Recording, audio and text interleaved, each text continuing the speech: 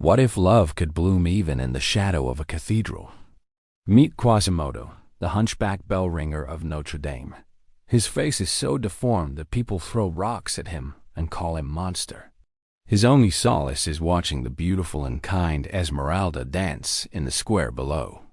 But she doesn't know he exists. Quasimodo lives in the bell tower, high above the gargoyles and far from the world. But one day, the new archdeacon, Frollo, arrives at Notre Dame, and when he lays eyes on Esmeralda, he becomes obsessed with her beauty. He tries to use God as an excuse to control her, but she escapes his clutches and flees to the bell tower for help. There, Quasimodo lets her in and hides her from Frollo. Though she is initially frightened by his appearance, Esmeralda soon realizes that Quasimodo has a pure heart. And as they spend time together, they fall in love.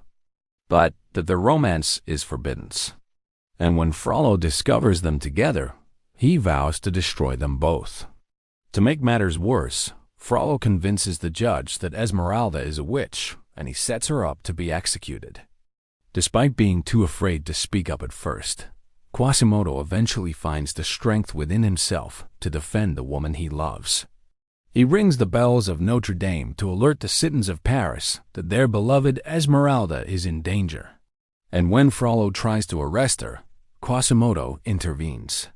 He pulls Frollo down from the scaffolding, then carries Esmeralda out of the city. Together, they escape to the Court of Miracles, a haven for beggars and outcasts where Esmeralda's gypsy clan awaits them. Although happy to be with Esmeralda, Quasimodo knows that he doesn't belong in the Court of Miracles. So he returns to Notre Dame alone, only to find that Frollo has set a trap for him.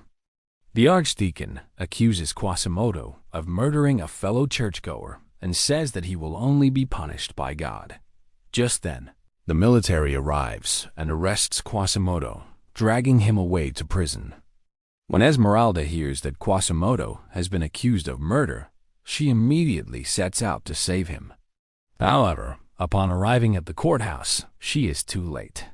Frollo gloats over his victory, but Esmeralda refuses to give up. She demands that the judge allow her to prove Quasimodo's innocence, and her request is granted. Esmeralda goes to the bell tower to retrieve one of Quasimodo's bells, which she presents as evidence. But when she returns to the courthouse, Frollo has bribed the judge, and the executioners are waiting for her. They seize the bell, then drag Esmeralda away to be executed. When Quasimodo hears that Esmeralda is going to be killed, he breaks free of his chains and races to save her. But once again, he is too late. They take her away in a cart to be executed. And though Quasimodo reaches the square just in time to see her sentenced, there is nothing he can do to save her. As the executioner prepares to take her life, Quasimodo climbs up onto a nearby building and rings the bells of Notre Dame in remembrance of his lost love. Overwhelmed with grief, he soon faints and dies beside her grave. Do you think true love can conquer all? Let me know in the comments. And don't forget to like this video and subscribe for more.